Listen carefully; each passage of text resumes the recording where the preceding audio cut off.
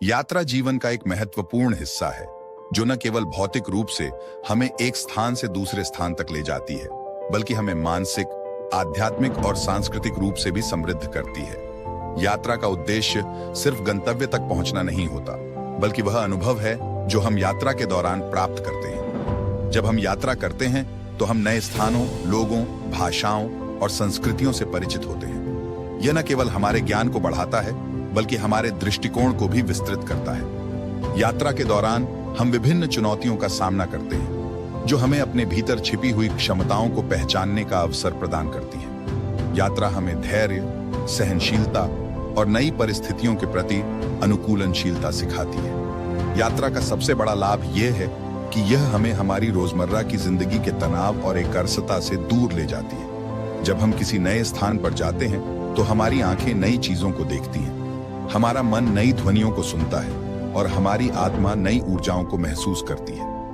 यह अनुभव हमें ताजगी और प्रेरणा से भर देता है और हम अपने जीवन में नए उत्साह के साथ वापस लौटते हैं। कुछ लोग यात्रा को आत्मखोज का माध्यम मानते हैं। वे यात्रा के दौरान खुद को बेहतर तरीके से समझने की कोशिश करते हैं। यात्रा के दौरान हम अपने भीतर झांकने का समय पाते हैं और अक्सर हम अपने बारे में ऐसी चीजें जान जाते हैं जिन्हें हम रोजमर्रा के जीवन में नजरअंदाज कर देते हैं।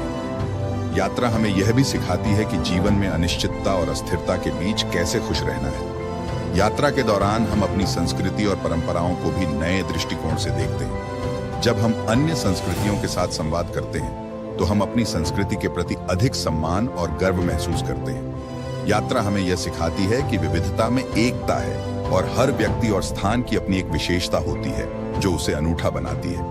अंत में यात्रा का अर्थ केवल दूरी तय करना नहीं है, बल्कि वह अनुभव है जो हमारी आत्मा को नया जीवन देता है। यह हमें दुनिया को एक नई दृष्टि से देखने का मौका देती है और हमें यह सिखाती है कि हर गंतव्य का अपना महत्व होता है, लेकिन यात्रा की प्रक्रिया अपने आप में एक अद्भुत अनुभव है।